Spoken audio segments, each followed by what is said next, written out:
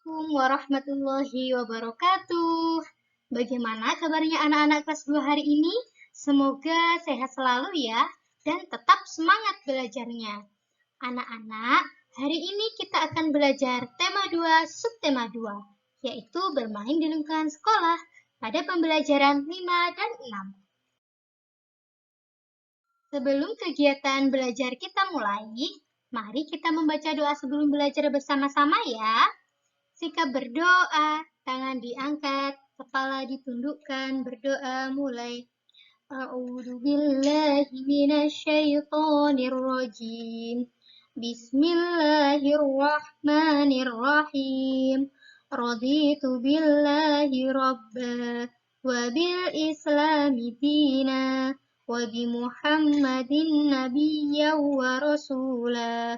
Rabbi zidni ilma warzuqni fahma waj'alni min ibadika sholihin. Amin ya rabbal alamin. Ayo membaca. Sekarang silakan anak-anak perhatikan dengan baik-baik ya percakapan yang akan Ibu Guru tampilkan. Nah, di sini ada Udin dan Dayu. Dayu, mengapa kamu terlambat? Saya jajan dulu. Wah, jajan kan ada waktunya. Kemudian, mengapa kamu membuang sampah sembarangan? Ada tempat sampah di sana. Dayu, terlalu jauh, jadi biarkanlah saja. Udin, itu kan bagian dari tata tertib di sekolah kita, Dayu. Menurut tata tertib di sekolah kita, semua murid wajib membuang sampah di tempat sampah. Bagaimana dengan tata tertib dalam upacara? Nah, anak-anak perlu diingat ya, kita tidak boleh membuang sampah sembarangan, baik itu di sekolah, di rumah, maupun di lingkungan luar. Kenapa? Karena menjaga kebersihan itu adalah sebagian dari iman.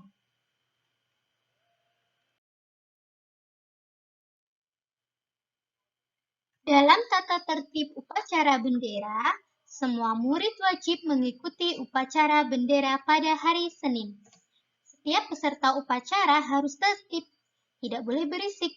Sementara itu, dalam tata tertib di kelas, kita harus datang ke sekolah sebelum pembelajaran dimulai.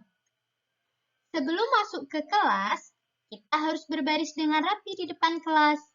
Setelah tanda bel masuk dibunyikan, semua siswa harus sudah berada di kelas. Kita diharuskan berdoa sebelum pelajaran dimulai dan setelah pelajaran berakhir, dipimpin oleh ketua kelas.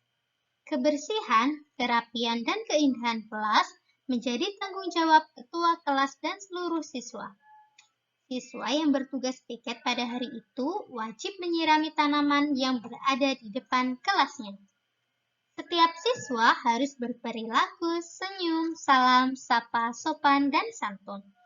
Ayo, kira-kira anak-anak sudah mempraktekkan ini belum? Meskipun anak-anak tidak belajar dari sekolah, tapi anak-anak tetap bisa mempraktekannya di rumah ya. Ayo kita berlatih bersama-sama. Kelompokkanlah hal yang harus dilakukan dalam kehidupan sehari-hari di sekolah. Berikan tanda centang pada gambar yang sesuai. Nah, ini gambarnya anak-anak. Gambar yang pertama terlihat ada seorang siswa laki-laki yang menggunakan seragam, tapi tidak rapi ya. Bajunya tidak dimasukkan dengan rapi. Lalu ada seorang siswa perempuan yang mengenakan seragam yang rapi. Bajunya dimasukkan dengan rapi. Rambutnya ditata dengan rapi. Nah, kira-kira dari dua gambar tersebut, manakah yang mencontohkan perilaku yang sesuai di sekolah? Betul, yaitu siswa perempuannya. Lanjut ke gambar yang kedua ya. Ada seorang siswa laki-laki yang datang terlambat ke sekolah, sedangkan siswa yang lain sudah berbaris untuk melaksanakan upacara. Kira-kira anak-anak gambar yang sesuai yang mana ya dengan perilaku yang ada di sekolah? Kira-kira datang ke sekolah tepat waktu mengikuti upacara atau datang terlambat? Betul, yaitu datang tepat waktu. Betul sekali.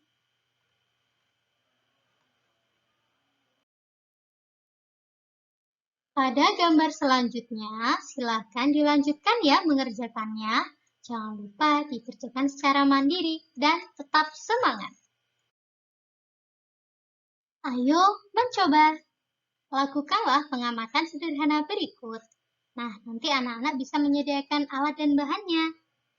Nah, yang pertama alat dan bahannya ada bola, buku, dan pensil. Cara mengerjakannya, sediakan alat dan bahan, lalu anak-anak boleh tambahkan dengan benda-benda yang lain yang ada di sekitar rumah anak-anak. Kemudian anak-anak diminta untuk mengamati benda tersebut satu persatu. Kemudian diminta untuk mengisi ini ya. Contohnya, nama benda ada bola. Ciri-ciri benda itu bagaimana? Yang tahu tidak ciri-ciri bola itu seperti apa? Betul, bentuknya bulat dan permukaannya halus. Nah, sekarang bentuk bendanya, bentuk bolanya itu wujudnya apa, Nak? Benda padat, cair atau gas? Benda padat ya. Betul. Nah, nanti untuk nomor selanjutnya silakan dilanjutkan mengerjakannya. Untuk nomor 3 dan kesimpulannya, silakan dikerjakan juga ya. Ayo kita membaca teks percakapan berikut dengan cermat. Apa saja tata tertib dalam bermain sepak bola? Setiap anggota harus mematuhi aturan dalam permainan. Untuk apa? Agar permainan berjalan dengan tertib, penonton juga harus tertib. Penonton tidak boleh melempar benda-benda ke tengah lapangan. Kalau tidak tertib, akan mengganggu proses permainan. Ingat ya anak-anak, ketika anak-anak menonton suatu pertunjukan atau menonton pertandingan sepak bola atau yang lainnya, jangan lupa anak-anak harus tertib ya. Tidak boleh seenaknya sendiri, misalkan melempar-lempar barang ke depan. Itu tidak boleh ya, karena itu termasuk alat tercela.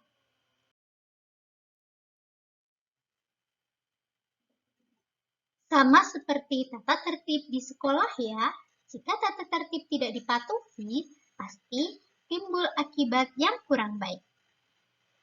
Benar, kalau tata tertib di sekolah dijalankan akan bermanfaat dalam kehidupan kita. Kita akan terlatih untuk lebih disiplin. Selain itu, kita juga terbiasa hidup rapi dan bersih. Kita juga terlatih untuk bertanggung jawab dengan kegiatan yang kita kerjakan, serta membiasakan diri untuk ramah kepada orang lain. Membiasakan hidup tertib memiliki banyak manfaat dalam hidup. Berarti kalau kita tidak mematuhi tata tertib di sekolah akan berakibat kurang baik. Kita pasti akan mendapatkan sanksi. Kalau pertama kali melanggar, akan mendapatkan peringatan dahulu. Namun, kalau sudah lebih dari sekali akan langsung mendapatkan hukuman. Jika pelanggarannya terlalu parah, orang tua kita akan dipanggil. Ayo membaca. Ayo kita baca bersama-sama ya teks tentang sepak bola. Benny gemar bermain sepak bola. Satu tim sepak bola terdiri atas 11 orang, pemain inti dan beberapa pemain cadangan. Sepak bola bertujuan untuk mencetak gol sebanyak-banyaknya dengan menendang bola ke gawang lawan. Sepak bola dimainkan di lapangan rumput yang berbentuk persegi panjang. Hanya penjaga gawang saja yang berhak menyentuh bola dengan tangan di dalam daerah gawangnya. 10 pemain lainnya diizinkan menggunakan seluruh tubuhnya selain tangan. Tim yang mencetak gol paling banyak pada akhir pertandingan adalah pemenangnya. Jika hingga waktu berakhir skornya masih imbang, dapat dilakukan undian, perpanjangan waktu, atau adu penalti. Wasit menggunakan peluit untuk memulai permainan, pelanggaran, dan akhir permainan. Ayo, di sini siapa yang pernah main sepak bola? Adakah yang bercita-cita menjadi pemain sepak bola?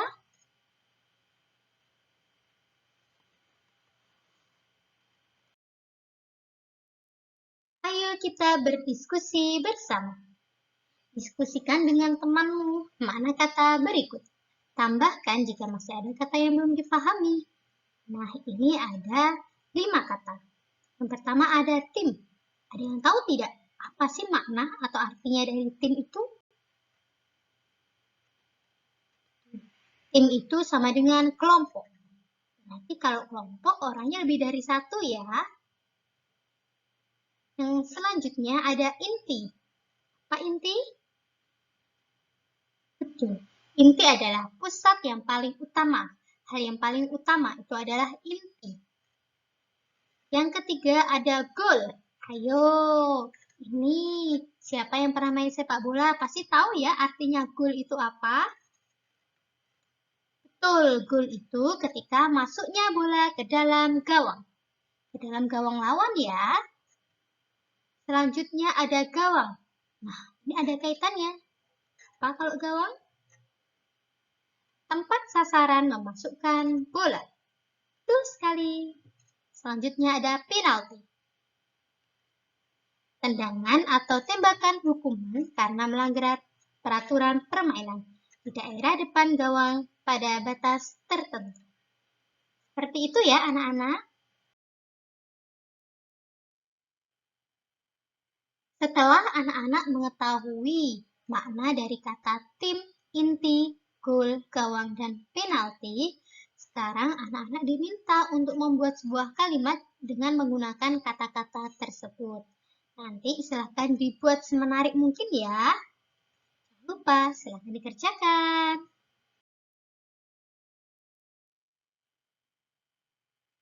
Bacalah teks percakapan berikut dengan cermat. Teman-teman, aku menemukan fakta unik tentang pembagian. Fakta apakah itu, Benny? Nah, perhatikan tabel berikut ya. Kita menghitung pembagian bilangan 15 dengan bilangan 5. Perkalian bilangan 15 yang sebaris dengan bilangan 5. Ternyata ada 3 lajur. Jadi, 15 dibagi 5 sama dengan 3.